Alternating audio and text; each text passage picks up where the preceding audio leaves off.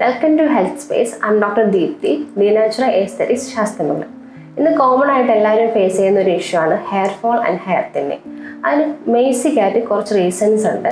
അതെന്തൊക്കെയാണെന്ന് നമുക്ക് നോക്കാം. മെയിനായിട്ട് ഹെയർ ഫോളിൻ്റെ റീസൺസ് എന്ന് പറയുന്നത് ഹെറിഡിറ്ററി ആണ്, പാരമ്പര്യം. പിന്നെ എന്തെങ്കിലും ഹെൽത്ത് കൺസേൺസ് ഉണ്ടെങ്കിൽ, ഹെൽത്ത് ഡിസീസസ് ഉണ്ടെങ്കിൽ അത് കാരണം ഹെയർ ഫോൾ ഉണ്ടാവാം. ന്യൂട്രീഷൻ ഡെഫിഷ്യൻസി കൊണ്ട് ഹെയർ ഫോൾ ഉണ്ടാവാം.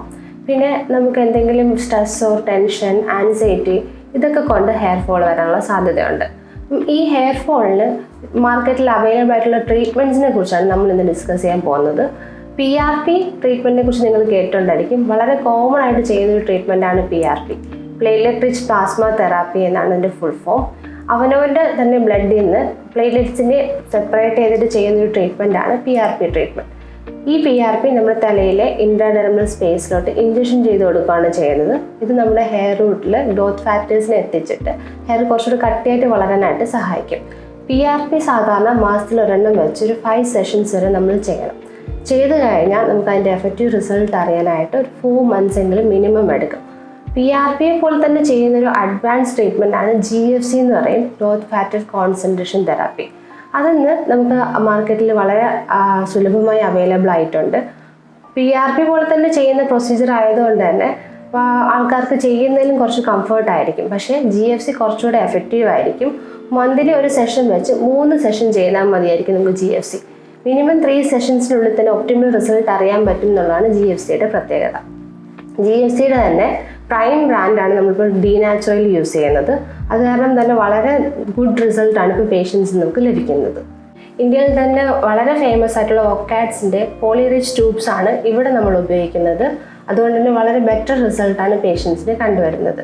ഒരു പേഷ്യൻ്റ് വന്നു കഴിഞ്ഞാൽ അവരുടെ സ്കാൽപ്പ് വളരെ വ്യക്തമായിട്ട് അനലൈസ് ചെയ്തതിന് ശേഷം ആ ഹെയർ തിന്നിങ്ങിൻ്റെ കോസ് എന്താണെന്ന് കണ്ടുപിടിക്കാനായിട്ട് ബ്ലഡ് ഇൻവെസ്റ്റിഗേഷൻസും ചെയ്യേണ്ടതുണ്ട്.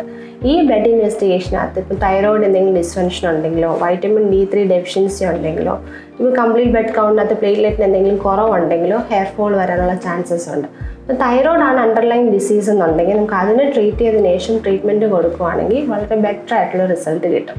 ഇപ്പോൾ ഉദാഹരണത്തിന് തൈറോയിഡ് ഉള്ള ഒരാൾ GFC കുറേ സെഷൻസ് എടുത്താൽ പോലും എഫക്റ്റീവ് ആയിട്ടുള്ള റിസൾട്ട് കിട്ടുന്നില്ല.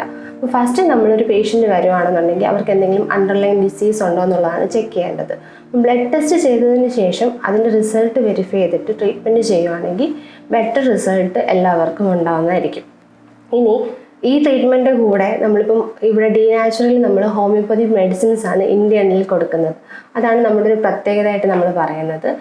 ഹെയർ സിറംസ് അവൈലബിൾ ആണ്, ഹെയറിനുള്ള തിന്നിങ്ങിനുള്ള മെഡിസിൻസ് അവൈലബിൾ ആണ്. അപ്പോൾ എന്തെങ്കിലും കണ്ടീഷൻസ് നമുക്കുണ്ടെങ്കിൽ അതിന് റിലേറ്റ് ചെയ്തിട്ടുള്ള മെഡിസിൻ ഇന്ത്യനിൽ എടുക്കുമ്പോൾ കുറച്ചുകൂടെ റിസൾട്ട്സ് നമുക്ക് കിട്ടുന്നതായിരിക്കും.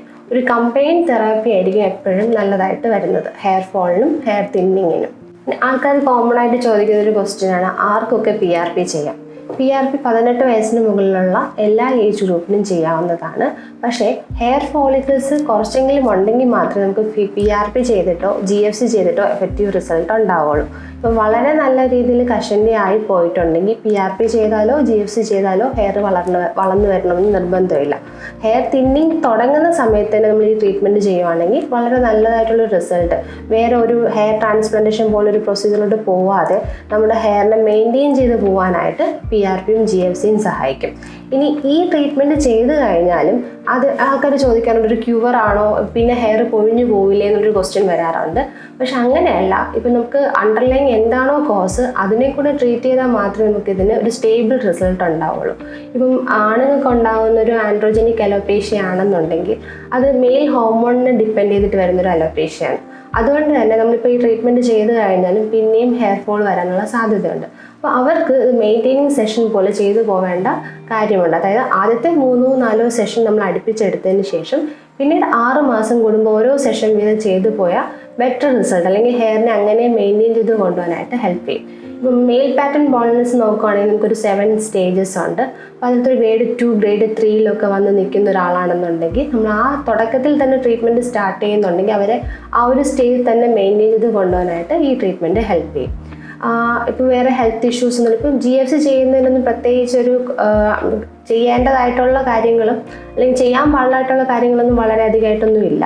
ഇപ്പോൾ എന്തെങ്കിലും ഒരു ഓട്ടോ ഇമ്മ്യൂൺ ഡിസോർഡർ ഉള്ള ഒരാളാണെന്നുണ്ടെങ്കിലും ഹൈ ഷുഗറൊക്കെ ഉള്ള ഒരാളാണെന്നുണ്ടെങ്കിൽ നമ്മൾ ട്രീറ്റ്മെൻറ്റ് ചെയ്യുന്നതിന് മുമ്പ് ബ്ലഡ് ടെസ്റ്റ് ചെയ്ത് നോക്കി അതൊന്നും ഇല്ലയെന്ന് ഉറപ്പ് വരുത്തിയതിന് ശേഷം ചെയ്യുന്നതുകൊണ്ട് യാതൊരു പ്രശ്നവും ഉണ്ടാവുന്നതല്ല. PRP GFC ട്രീറ്റ്മെൻറ്റ്സ് എത്ര സമയത്തിനുള്ളിൽ ചെയ്ത് തീർക്കാൻ പറ്റുമെന്ന് ആൾക്കാർ ചോദിക്കാറുണ്ട്. PRP ആണെന്നുണ്ടെങ്കിൽ ഒരു 45 മിനിറ്റ്സിൽ നമുക്ക് പ്രൊസീജിയർ ചെയ്യാൻ പറ്റും. പെയിൻഫുൾ ആണോ എന്നൊരു ക്വസ്റ്റ്യനും ചോദിക്കാറുണ്ട്. ആക്ച്വലി ഇത് ഇഞ്ചക്ഷൻ ചെയ്യുന്ന ടൈമിൽ ചെറിയ സഹിക്കാവുന്നൊരു പെയിൻ ഉണ്ടായിരിക്കും. പക്ഷെ നമ്മൾ മസാജർ ഉപയോഗിച്ചിട്ട് ചെയ്യുന്നത് കാരണം തന്നെ പെയിൻ ബെയറബിൾ ആയിരിക്കും, അധികം പെയിൻ അറിയത്തില്ല. അതുപോലെ അന്നൊരു ദിവസത്തേക്ക് മാത്രം നമ്മൾ ഹെഡ് വാഷ് ചെയ്യാൻ പാടില്ല എന്നുള്ളത് ഇതിൻ്റെ ഒരു റെസ്ട്രിക്ഷനാണ്. അത് PRP ആയിരുന്നാലും GFC ആയിരുന്നാലും നമ്മൾ 24 hours ഹെഡ് വാഷ് ചെയ്യാതിരുന്നാൽ ബെറ്റർ ആയിരിക്കും. PRP ചെയ്ത് കഴിഞ്ഞാൽ PRPയെക്കാളും പെയിൻലെസ് ആണ്, കമ്പാരിറ്റീവ്ലി പെയിൻലെസ് ആണ് GFC എന്ന് പറയുന്നത്. കാരണം അതിനകത്ത് ഇൻഫ്ലമേറ്ററി ഫാക്ടേഴ്സൊക്കെ കുറവാണ്.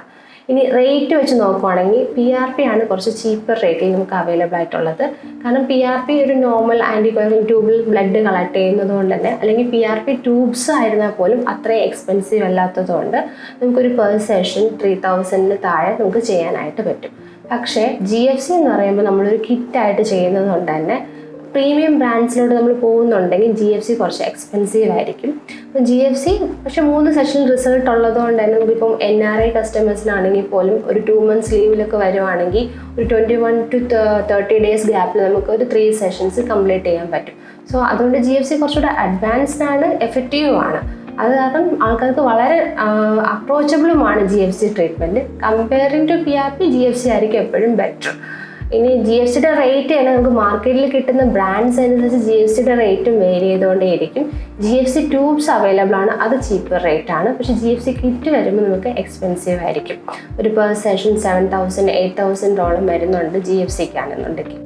GFC എങ്ങനെയാണ് ചെയ്യുന്നതെന്ന് വെച്ച് കഴിഞ്ഞാൽ സാധാരണ GFC ഇങ്ങനൊരു കിറ്റിൽ അവൈലബിൾ ആയിരിക്കും. GFC ട്യൂബ്സ് ഇതിനകത്ത് കാണും.